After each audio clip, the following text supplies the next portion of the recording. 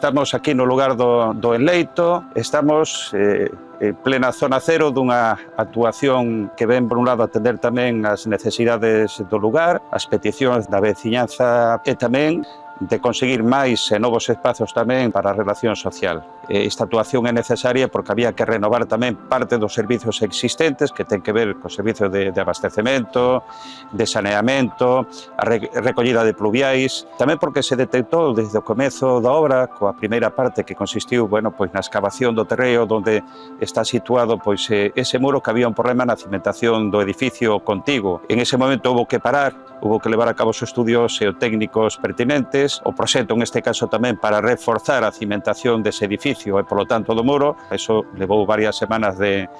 traballos. E, posteriormente, porque despois dunha reunión que mantuvemos aquí tamén coa veciñanza, entendíamos que era necesario mellorar en conxunto a actuación, incorporando tamén as súas suxestións que tiñan que ver, en parte, con ampliar tamén o ámbito do proxecto. A parte de nova pavimentación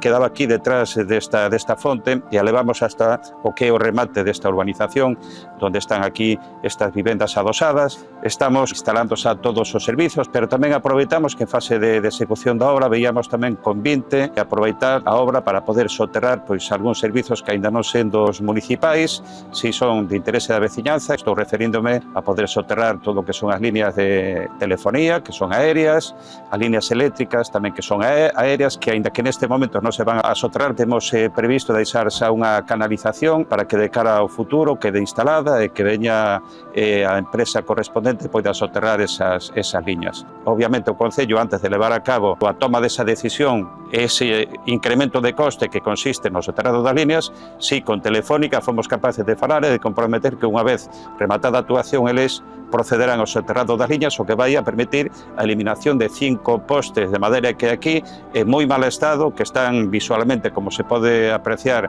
non só en mal estado, sino que están cheos de cables por todos lados, que con esta actuación se van a eliminar. A normativa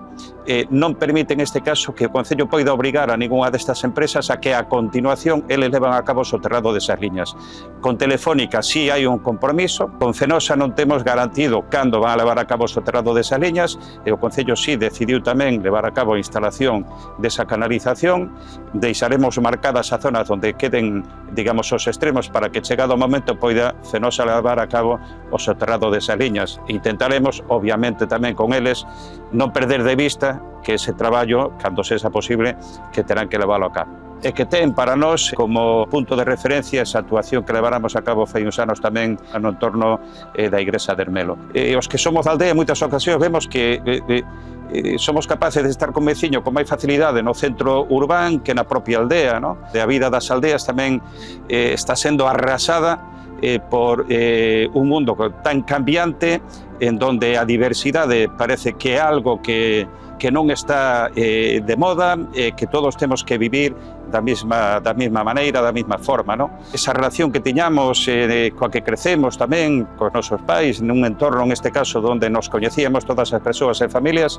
está de alguna forma transformándose, non? Con isto que buscamos é recuperar dunha forma xa moderna, actualizada, recuperando eses espazos públicos como actual, para que a veciñanza teña un lugar onde poida estar, onde poida conversar, onde poida ter unha convivencia, como digo, que cando os espazos están tan degradados,